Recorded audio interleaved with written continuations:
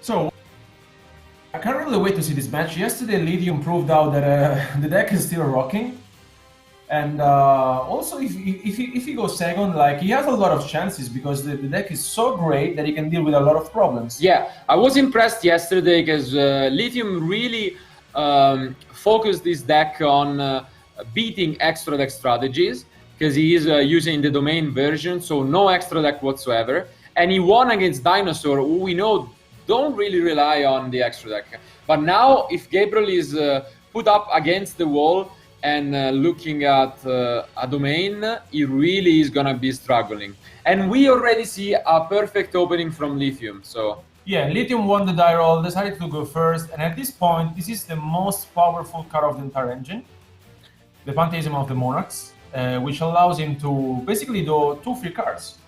Yeah, not only that, it's also has a powerful second effect. As you can see here, he's gonna banish it to reveal 3 Monarch spell and trap cards for his opponent and randomly add 1 to his hand. Usually you want to try and reveal 3 copies of the same card, so you're guaranteed to get whatever you're looking for. Yeah, I mean, at this point, if Lithium has some monsters in his hand, he could get the Tenacity, so he has another spell card in his graveyard to use for the Prime Monarch. Okay, this is very interesting, so maybe he has already his normal monster to normal summon. Yeah, it seems like it would already have both Stormforth and Tenacity, I would say, because naturally you look for Tenacity and then Stormforth, so that you can have a normal summon during your turn, but especially Stormforth either lock for your opponent's one. Yeah, it looks like it opened up things with a very good end. And I think at this point, as you said, maybe he has a lot of plays. So yeah, he has the Tenacity. Yeah.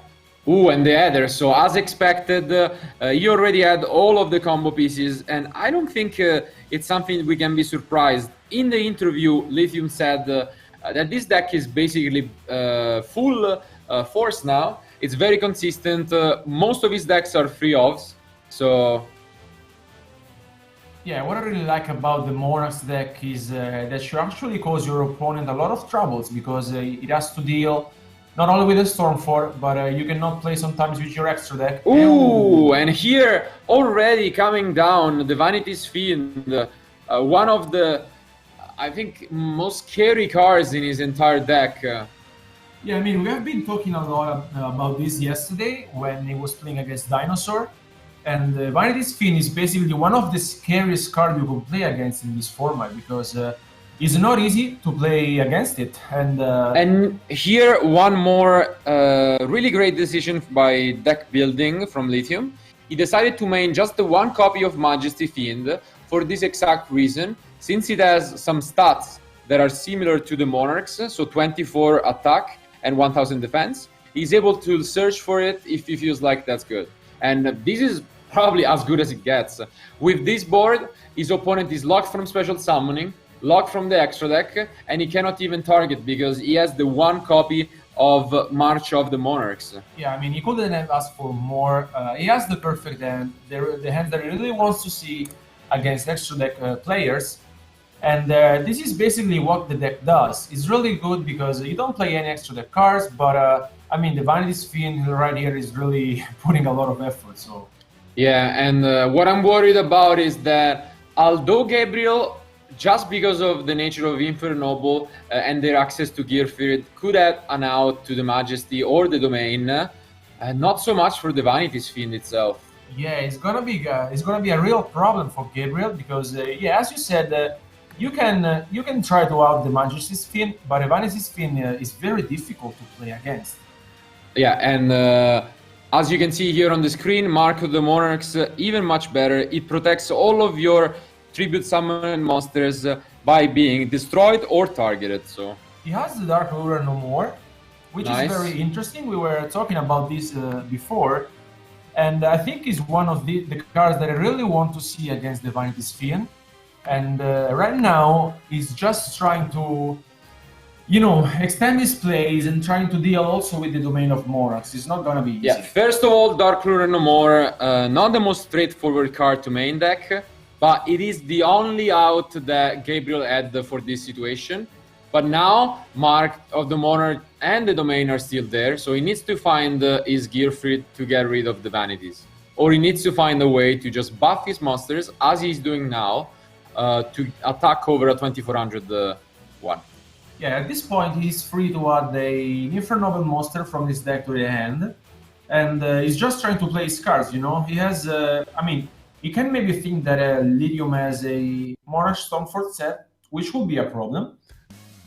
Yeah, since he looked for the continuous spells with the Pantheism, we assumed that he had both Tenacity and Stormfort, so I would be surprised if the set card wasn't a Stormfort. Which means that Lithium is still in a really good spot, because Gabriel, to play the game, needs to get rid of the Tribute Summon monsters, and whenever he goes to force an attack on the Vanities, then the Ether can just come down. Yeah, it's not gonna be easy for Gabriel here in this spot.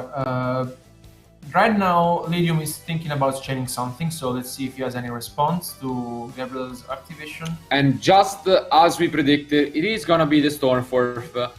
I don't think he could open better than this. What do you think? Yeah, I mean, he could have asked for more. I really like the fact that this deck has always been doing this thing, but thanks to the no forbidden unlimited lazy, the deck is actually free to do whatever you want. Okay, now it makes sense because he gets rid of the vanity, which this effect was completely useless, and at this point he was Lithium was able to tribute the red layer. Yeah, and this is gonna be so much advantage. Not only does he get to send Shu from the deck, which is gonna be another Pantheism and potentially a Prime, he also gets to special summon one from deck and add one from his deck to his hand. So much advantage, and thanks to the March, he's protected from targeting or disruption. Really good show of why Lithium is in top 8 and why he could be one of the wild cards of the tournament. Yeah, I mean, he's one of the veterans of the Monarchs, we would say. As you said in the previous in the pre-match discussion, he always liked the Monarch deck, and that's why he's still continuing to playing it by showing us that the deck is still here.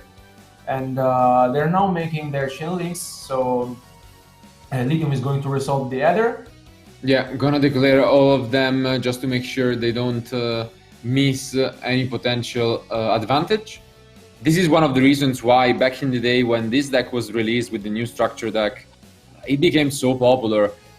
Not only does he have the ability to lock your opponent out of the duel right away with the Fiends and the Domain, but it also has so much resources, and even here with the Kurats, you can destroy your own cards to get even more cards to your hand.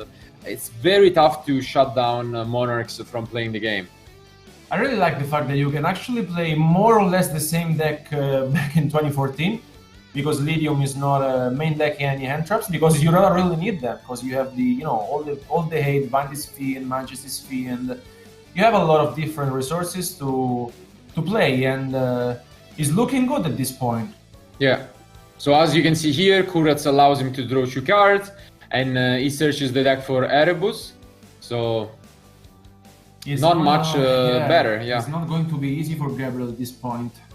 He really needs to deal with the Domain. And also the March, because Lithium monsters are protected. So what do you think is Gabriel's strategy at this point? Yeah, I mean, at this point, he really needs to find a way to play around the Domain. And, I mean, I don't know. Gabriel he really needs to get rid of the Ether. It's not going to be easy. Yeah, but I'm gonna, if you guys are not super familiar with the deck, the strategy is to just bring out 2 warrior monsters, and then once you have your resolved, Gabriel really showed us yesterday the advantage that you can generate. But not only that, by using Immortal Phoenix Gearfried, you have a 3000 attack monster beat stick that can equip one of your opponent monsters when attacking, and not only that, it negates a card. It's just pretty much the MVP, and it doesn't require being summoned from the extra deck. So yeah, it is by far one of the best cards of the entire deck. But at the moment, Lithium is free to do his normal summons. and it looked like we were going to see very soon an Erebus being played by Lithium, which is another powerful monster of the Monarch deck as well. Yeah, arguably, although Ether is unique because it allows you to tribute summon during your opponent's turn, Erebus is even more powerful during your own turn because it gets rid of so many resources from your opponent while providing you with more fuel for the next turns. So. Yeah, it's going to have access to a lot of cards, and you also can use the second normal summon thanks to Edo's effect. And at this point, he also has another Prime Monarch. Yeah, so it's definitely nice to see players like Lithium never giving up on one deck, but trying and trying from time to time to just change it. On top of my mind, I have like a player that has been going to our local shop for years and years, Massimiliano Toti, who has been playing wind-ups ever since it was released, and throughout he just never gave up on the deck, and sometimes you do get some success. I think it's very inspiring for everyone watching. What do you think? Do you have a favorite deck that you just want to play whenever you get the chance? Yeah, I mean, by far one of the best deck we have played so far in the last year was Goki, so I really wish one day we will be playing the deck once again. But I really like the Spiral format. I know that you don't agree with me. Yeah, because not really. Spiral full format was just too funny, basically. Also because you can, we had the strategy to go second and play Cherry. And Cherry is still here. We have seen Matteo yesterday playing it, but yeah. By far, I know that you don't agree with me. No. I mean, I just like you say that we add the strategy. Well, usually throughout the years, I made the decks and you just copied them. But it's a nice agreement. That's how it works, right? Yeah, I mean, it works for you. So now Lithium, completely in charge, even gets his hand on the Majesty Fiend he searched for next turn. That's gonna protect him from potential Nibiru, which usually you never guess gets the chance to be summoned against Monarch, but right now it actually could be. I really like to play Monarch too. I mean, in 2014. Like, there were a lot of different decks. There was BA, for example, being played. Yeah, Burning Abyss definitely one of the decks that has been out there for almost 7 years now, with Tour Guide being back at 3 and a lot of the Burning Abyss monsters now at 2. I think it is one of the decks where people are really gonna try to put in some work. Cherubini gave the deck a new dimension in the Link format, and with the new rules from April, now you can summon as many Dante as you want in the main monster zones. So. And also Sirius back at 2, so this is pretty good for the deck. And we know that a lot of BA players love the deck incredibly, so it's very good to see the BA players coming back. Yeah. But Gabriel has seen enough, and once again, Lithium wins a game with his Monarch. This time it was a mix of using a lot of Fiends. We got to see both Vanities and Majesty Fiend, and he's now just one game away from having a top 4 against Schattenspieler, which in that case would be an old content creator and YouTuber's top 4. Definitely not what everyone was expecting from home, but that's what we love about Yu-Gi-Oh! I'm really curious right now what Gabriel decides to do, because it's not easy to play against this deck. Also because he will not be prepared against Monarch. I mean, I think he would set in 3 Ash Blossom, but he has to go first, because as we saw in game 1, Lithium was able to put up a huge field by having multiple resources. So on one hand, I think Gabriel is going first, while on the other hand, Lithium, I mean, I think he's prepared for any kind of matchups at this point. Yeah, if any of you didn't get to see Gabriel future match yesterday, what his deck wants to do is basically summon Dolphin, and then use the effect to take a look at your opponent's hand, decide if you can discard one of the cards, and then continue to combo depending on what your opponent's hand is. But unfortunately, the monsters in Lithium deck are all pretty big, so the chance of getting to discard one with Neo Space Aqua Dolphin is very low. He has Twin Twister, which is there for the domain potentially. I would be definitely siding those. And the Pancratops as well can attack over Majesty, and outside of Vanity's Fiend, he should be able to get there quite consistently. What do you think Lithium is gonna side in? Well, right now, I think Lithium knows that he's going to be second. I mean, no way he's going to he's going to go first.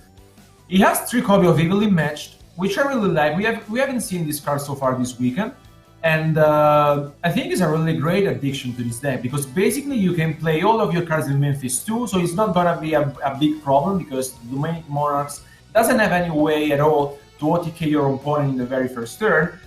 So I think he will set in 3 copies of Evilly Matched, but he also has 3 copies of Nibiru. And we know that Nibiru is very powerful against Gabriel deck, and yeah, Gabriel decided to go first and started things off with Neo Space Connector. Yeah, it's one of the most powerful openings of the deck, but unfortunately for him, just like we said, the only Entrop that Lithium is even playing are those 3 Nibirus in the side deck, so... Yeah, at this point, he's not even using the Dolphin, I suppose. So, yeah, indeed. Let's see if Lithium maybe has some... Okay, he decides to activate the Dolphin, and as we can see, Lithium has the... He does have the Eidos, luckily for him. Most circumstances, I would say, you don't get to discard, because outside of Edea and Eidos, you don't have any cards that are able to be discarded in the first place. So, and even Eidos is barely there because it's 800 life points like the connector. So now we get to see the card that I was talking about, which is the Phoenix Gearfrit. We are not gonna see it this turn because Isolde has been activated, but it's a very good resource to keep for next turn. Now Gabriel is going to combo off without having any problems because he knows what Lithium has in his hand. I think this is pretty much the dream scenario. He got to see what his opponent end is. He knows that there is no Nibiru, so he even gets to keep a connector, which you can use later on to bring back the Dolphin and discard one additional monster from Lithium end. On the other side, the end was pretty good because we saw Tenacity and Pantheism. So he needs to be playing around those, potentially setting up a negation, and rather than focusing on spell, he needs to find a way to deal with the Tenacity. Do you think he's going to look for the Smoke Grenade? Yeah, I think so, because he really wants to get rid of Lithium big boss monsters, because he also has the Vanity's Fiend. It could be a problem, although it's just comboing off without... it seems like very good at this point, because... now we get to see the Mega Phantom Beast, so his board is now full of tokens, and he is not stopping anytime soon. Even the Black Garden, which is a very peculiar choice in his deck. Gabriel is completely free to do whatever he wants to do, and I really like the fact that the Infernoble deck can put up an incredible field, as we've seen a lot of times with the Dragon League deck.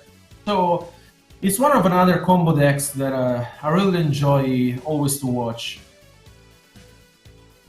I think Gabriel will go for the Smoke Grenade in this turn, because as we said before, he wants to get rid of another card in Lithium's hand. Yeah, I mean, if he gets the Tenacity out, then Lithium needs to top deck another Monarch spell and trap to make use of the Pantheism, so that could be one of the win conditions for this game. At this, Gabriel, I think that, right now, he could go for Charles, which is the boss monster of the Infernoble deck, and in my mind, I'm just thinking about it, because he has free access to it. And pretty interesting choice. Here is one of the unique cards in his deck, which is the Vermilion Dragon Mech. He's the only one playing it this weekend. It's a Synchro Monsters, and definitely have a huge synergy with all of what Gabriel is trying to do.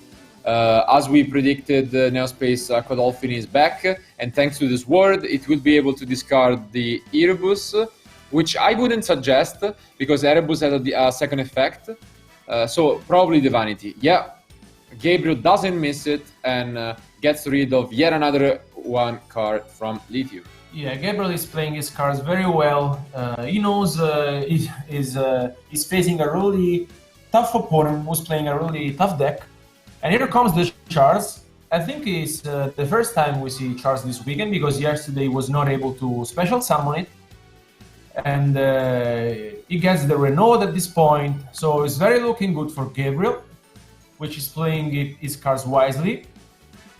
Yeah, you can see here how this deck not only focusing on Link monsters, but as in this opening, mainly on synchros. Always nice to see players abusing and using the entire spectrum of extra deck monsters available. So, and the fact that I like a lot about this deck is that you can abuse of Divinity Divine Sword, something that we used to do with the Goki deck. So you can actually have full access to it by recycling it multiple times during your turn. And here comes the DDR, which means that Gabriel has a lot of extenders at this point, and Lithium is going out of the resources very soon. Most of the cards are gonna be discarded. These is very similar to the deck I mentioned from Toti, which is the wind-up end loop that won the European Championship back in 2012. So we're getting to see some flashbacks of that, and now we might get to see the Calamities. Yep. So true King of Calamities comes down. It won Gabriel one of his matches yesterday, and although it's not particularly powerful against Monarchs, it's definitely one of the scariest cards to play against. You don't really want to face this card, guys, because whenever you have to face it, you have a lot of problems. Also because at this point in the game, Lithium is only left with 2 cards, and there's not that much you can do. So yeah, just like you said, this is the dream, and I don't even think if Gabriel ever expected to have such an opening. He's discarding 4 cards from his opponent's hand, ending on Calamities, ending on Herald. So this is checkmate for every deck, I think, in the history of the game, potentially. So absolutely great show of talent and creativity from Gabriel. He's the only player using this strategy this weekend, and he's definitely up there to even the score against Lithium. Yeah, I really like it also because Gabriel is showing us how much he play tested for this tournament. And I mean, here Gabriel has the Herald, so you just need to think about it for a second. Yeah, it's definitely kind of a no-brainer. There is still a little bit of play available for Lithium. He can banish the Pantheism and try to get some cards and then get the Erebus back from the graveyard, but due to the Calamities being there, this seems like an upfield battle for Steven. Yeah, he's just trying to activate the Pantheism, trying to see if he can do something to contrast Gabriel's impressive field. But he has seen enough. Yeah, I think Steven has seen enough. He picks up his card, so just like yesterday, history is gonna repeat, and we are gonna go to game 3 for this match. No surprise whatsoever. Both players really showing that they brought something unique, and it is paying off. They didn't expect to play against each other, so I'm sure Gabriel really didn't think of Monarchs when preparing, and the same goes for Lithium, who definitely told us that his deck to beat was Dragon Link, but Infernoble is quite different from that. Now there is one more chance, 15 minutes remain, so we should have plenty of time to get a nice game 3 and a nice finish. Schattenspieler watching from his throne and with his belt in his hand, because he's still the reigning champion, and he's gonna be waiting for one of these guys later on today in his top 4 match. So what do you think? Gabriel is going to side in the Ashes and the Twin Twister, right? Yeah, I would definitely agree with that. And it's probably gonna be on Steven. He does have some interesting side deck cards. He even plays Jinzo, which of course not gonna come in here, but I would have loved to see a Jinzo come down against maybe a Zulu with his Eldlick deck. That can still happen potentially in the finals later on, but let's not get ahead of ourselves, I would say. What do you think of the other unique one-off in his side deck, Testalos, the Mega Monarch? Yeah, I remember back in the days, it was an incredible starting card to normal summon, and I really like the fact that you can play multiple different monarchs in your deck, which allows you to make also a lot of different moves, because basically your opponent would expect you to make like the standard Ether, Erebus, but also I think Testalos, if Lithium sees Testalos in his very first turn, he will have a great advantage. Also because Infernoble, Gabriel proved us that Infernoble is an incredible deck. Yeah, it's a similar card to the Smoke Grenade at the end of the day. If you get it with the full effect, it's essentially the same thing, but you get resources out of your opponent's hand, which is always good, and especially for Monarchs, since they are naturally good at grinding. If you put up some other decks, I have had these discussions when players were like, what do you think? Would you rather play 5 cards against 5 cards or like 7 cards against 7 cards? And usually if you play Monarch, you happily take the least amount of cards, just because your deck naturally has more resources and naturally can get to more cards. So the decision will be on Lithium's end, and we will see. Maybe it's gonna be just similar to game 1. And what do you think? Why is Gabriel siding Twin Twister instead of something like Lightning Storm? Well, I think Twin Twister has always been one of the best cards to side in against the Monarch deck back in the days, and I would side in anyway, because it deals with the domain of Monarchs, which is a problem for the Infernoble deck, because you don't have any access to your extra deck, so you cannot special summon the Isolde or the Kristen. And Ash Blossom is another incredible card to play against Monarch. Here, Lithium, let's see if he can find any good cards out of his deck to put an impressive field, as he showed us in the... Yeah, for now we had a lot of back and forths, and 1-for-1, which he used twice yesterday, once again in the opening hand, discards the idea and will allow him to perform potentially 2 tribute summons this turn. This is what I really always liked about the Monarch deck. 1-for-1 is for sure one of the best extender. Oh, he also has the Volish Burial, which is very good, because he can send the Erebus, yes. And he'll be able to normal summon the Erebus as well by discarding 1 card to the graveyard. Yeah. Not the most straightforward end. Usually 1-for-1 and Foolish Burial are played by decks like Matteo Bertolezzi 1, so 60 card combo decks, but Lithium finding a way to use those in this control deck as well.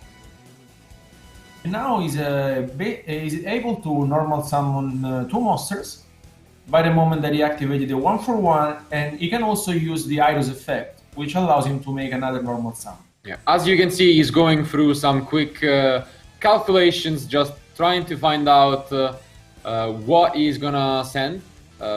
The way we see it, once Erebus hits the field, you need to decide what to get with Pantheism.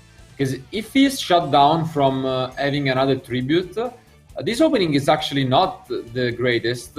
So he gets and wants to probably search for the Majesty, I would say, with this play. He gets the 1 return of the Monarchs from his deck, which will allow him to have another tribute summoned monster.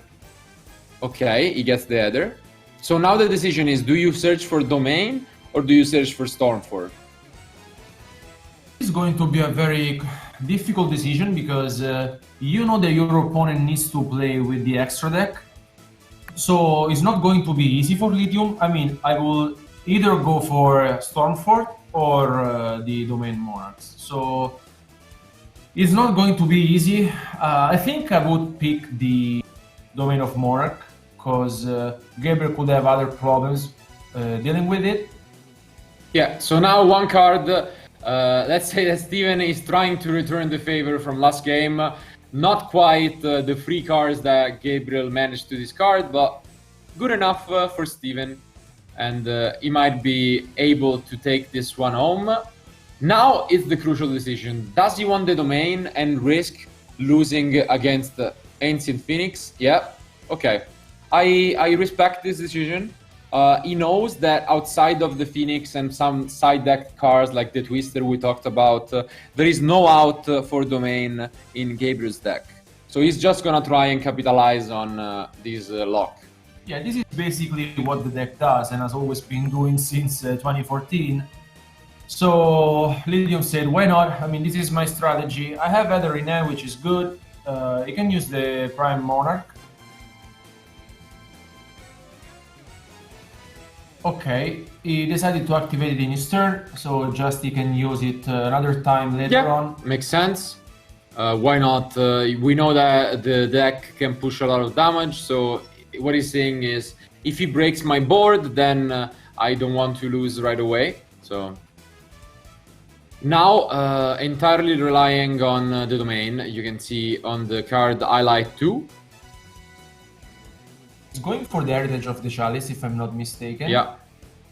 So he will search for a card out of his deck. It's not the most ideal situation, and once again, the Phoenix, which, by the way, important to mention, is not an Infernoble card.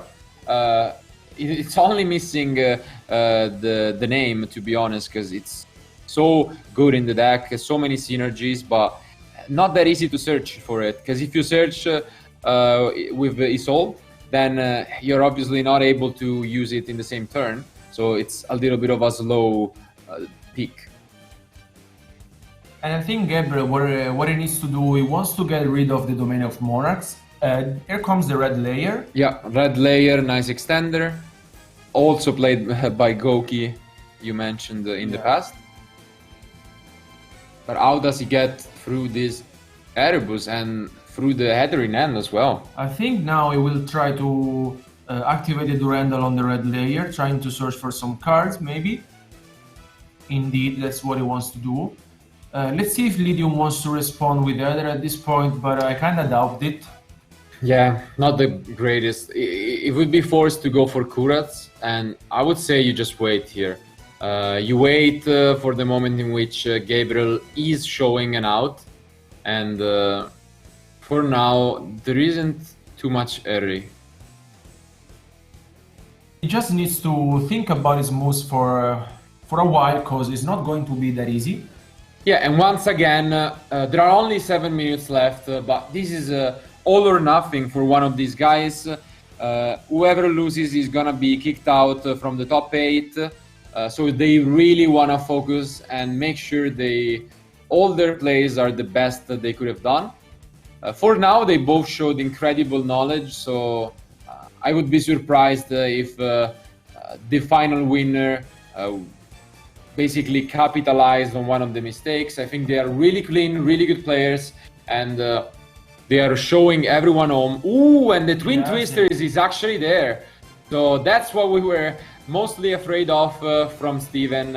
One of the side deck cards, if not one of the few side deck cards that Gabriel could have put in, might actually win him the game here. Yeah, he really needed it, and he has it. So at this point, there's not that much that Lithium can do. He has the header, but I think Gabriel will be able to combo off. I mean, we know that Lithium has the header in his hand, so he will be able to bring the Kuras later on. But it's very looking good for Gabriel here. Yeah, so as you said, he can go for Isolde soon enough, but once he does that, not too sure, because if you go for Kurats against a deck like this, sure, they draw 2 cards. They have a lot of extenders. They can just go back on their feet and keep comboing off. So yeah, Gabriel here just needs to think about his resources, because if he goes for Isolde and he searches the Gearfried, he will not be able to special summon it for Isolde's effect.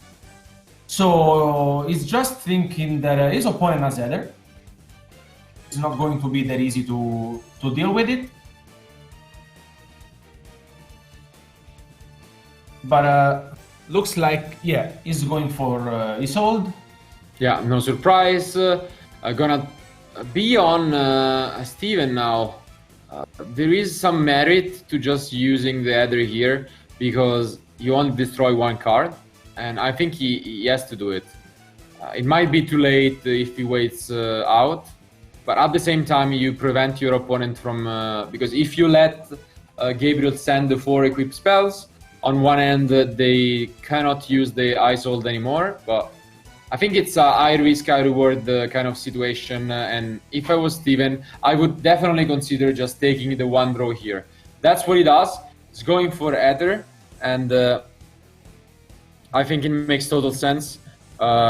He's gonna most likely summon the Kuras from the deck, which is gonna destroy one and draw a card for Gabriel, but the resources are not gonna be entirely great, so... I agree with the Lithium decision. Bring it back, yeah, the Kuras at this point, and the Kuras will destroy one card on the field. Yeah, one each, most likely, so Steven can get some resource for next turn.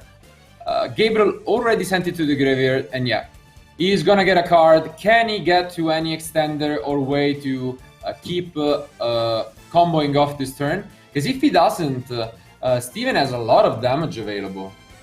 Yeah, he really needs to be careful. If he doesn't have any other cards to activate at this point, things are not looking that great. But, you know, Gabriel still has the normal summon, if I'm not mistaken, because he special summoned the Red Layer and then he special summoned the Renault. So Totally possible. So if he finds a way to normal summon a monster... Oh, another... Is another Red Layer? Yeah.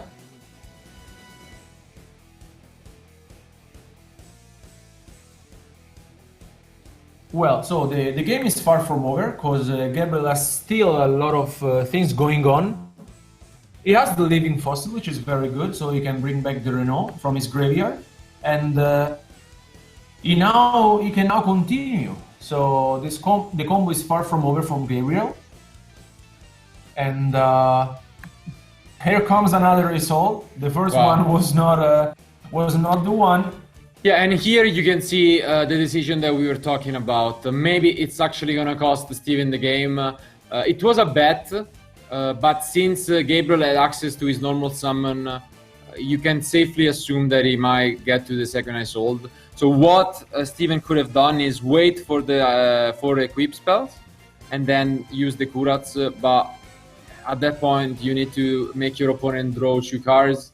That's very risky. I can't blame him. If he didn't have the second Red Layer, chances are he was stuck. And I don't really see an out in this position. He doesn't play many Entrops. The only Entrops he has is Nibiru. Maybe he drew that with the Kurats. But if he didn't... now we're gonna find out. What is the card? Erebus. Erebus, yeah. So now Gabriel knows that he's free to do whatever he wants, and he's gonna get to straight down to the point. If he can, he's gonna try and push for a game, but let's take a look at the clock. There is only 1 minute and a few more seconds remaining, so the goal is just deal any kind of damage. He took 500, as you can see on the screen, because of the miss. Do you think he can ever not notice the clock and lose because of his own dolphin? Let's hope not, because we already seen something similar with Foreigner in the one on top card of a YCS. But yeah, you always need to be careful about this, because it could cost you the game, and it looks like he passed his turn. Oh wow. He passed back to Steven. There was not much he felt he could have continued from this on, because we know the link cross tokens cannot be used as a link material. And I think Steven did it again.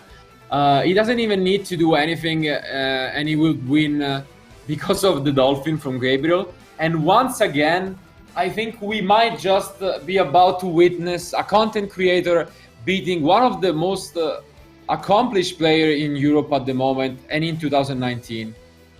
This is incredible. I'm just speechless. 10 seconds left.